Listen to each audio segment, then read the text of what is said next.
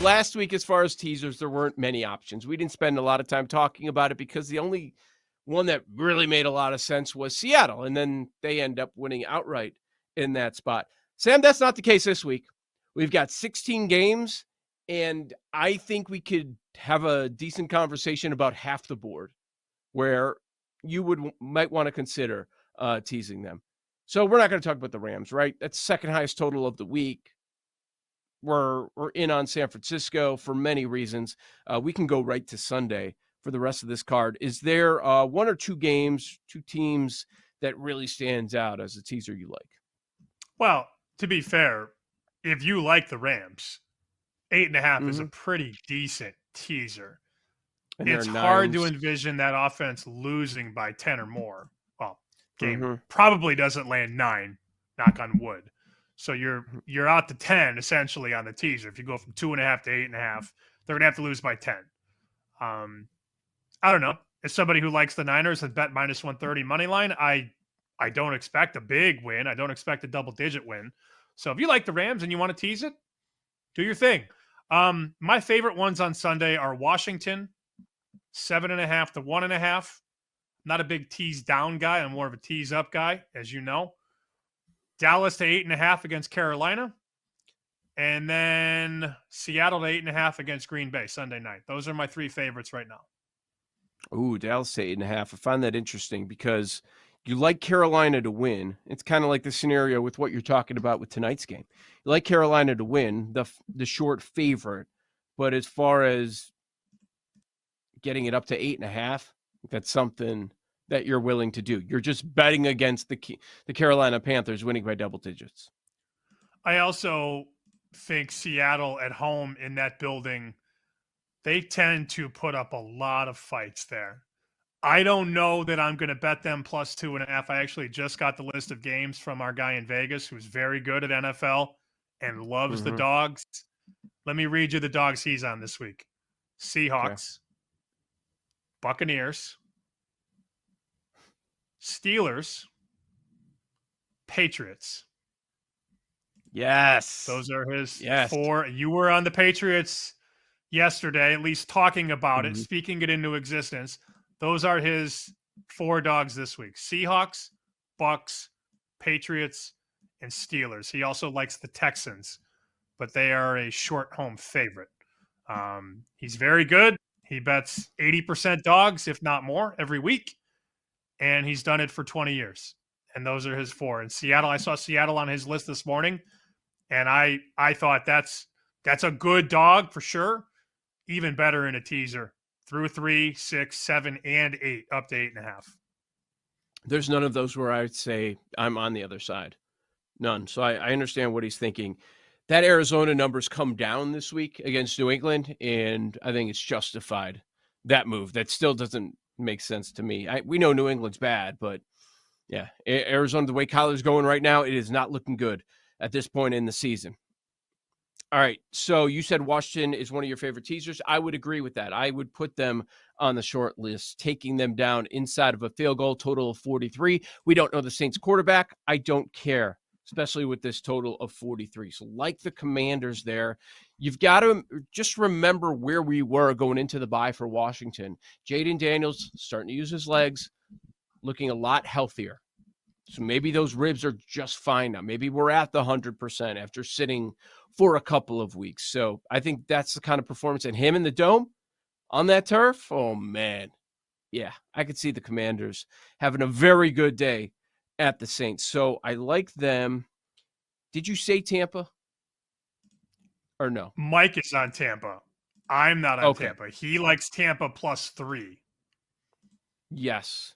Yeah, I understand that. And so plus 9 with a beat-up Herbert. We'll see what the status of Bucky Irving is for Tampa Bay. He's been outstanding, but I'm getting 9 on the road, and it's a shorter total of 45. I'm good with that. I like the Bucks. I think that's a good teaser spot. And one that you did not mention, I'm not going to go there with the Bills. I like the Bills. I think they could win outright.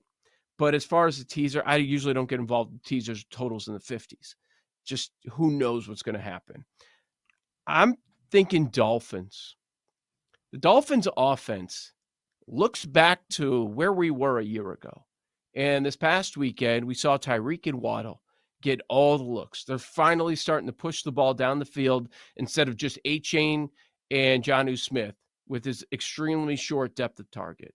We're starting to see that. We have not bought into the Texans all year. You can get the Dolphins with an explosive offense, an offense that has been more explosive than the Houston Texans, right? And Stroud has really struggled for much of the season. So I can get the Dolphins out to 8.5. I think that's a good look going through those key numbers of 3 and 7. What do you think about Miami? Not a game we've discussed much this week. I know people on both sides in terms of the spread. I know some guys that laid 2.5. I know other guys that took 3. I agree with you. Miami through 7 seems to be pretty decent. And Bobby Slowick has not been impressive this year. Has not calling games. They are just such a run first down, run second down team. And then, hey, let's put our star quarterback in the making 3rd and 7, 3rd and 8. Mm-hmm. That's been their MO all season long. They have not done a good job of getting Stroud to 3rd and 3, 3rd and 4. And they've been punting more. Slowick was one of those guys last year that was thrown into the stew. Oh, he's the next big thing, him and Ben Johnson. Houston's offense has regressed. But let's also be fair. A lot of second-year quarterbacks regress. Guys that shine in year 1 usually take that dip in year 2 because the league has a full season of tape and a full offseason to prep. So all that said, I will not talk you out of Miami plus 8.5. I also just saw out of the corner of my eye that YouTube TV is going up $10 next month. I saw that. I got that email this morning. Crap. Are you serious? It used to be $50 a month. Now it's going from $72.99 to $82.99. Man. My first thought, and I don't want to go through it again, but my first thought was, do I go back? Do I go back? Does it just make life easier to have it one place, even though they're all bending us over, man? I mean, what are you going to do? So now you got YouTube TV and you make the switch over. A lot of people have it the last few years, and I love the NFL Sunday Ticket.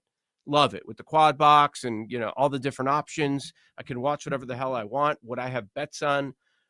And I don't have to worry about Scott Hansen, even though I do keep it one of the TVs on Red Zone most of the day. It's, what a crock is right, man. So now we're at 83 before we get to all the taxes, before you do the extra stuff. And we still need what? Amazon Prime. You have to have Netflix too. Where are all the other games and some of the other apps that you want to have? You got Peacock, you got, I don't know if you do Paramount, I do. It's never ending, man. It's never ending. I know for college basketball, you've got to have the ESPN Plus app. I don't even have it right now. I figure, there are enough games. I don't need it, but it's what are we spending a month? Honestly, are we spending $300 a month to watch sports live? I was looking for the tweet that I sent out in the summer, and I put together all the different platforms that I pay for to watch sports, and it's a joke. It's at least 8 or 9 because you have to weave in the extra innings for baseball, League Pass for NBA. Luckily, the NHL, all of their games or most of their games are on ESPN Plus now. So that's ideal. A lot of them are on TNT, which I can watch on YouTube TV, but Peacock and Peacock Premium and now Netflix, which I already have anyways to watch NFL on Christmas.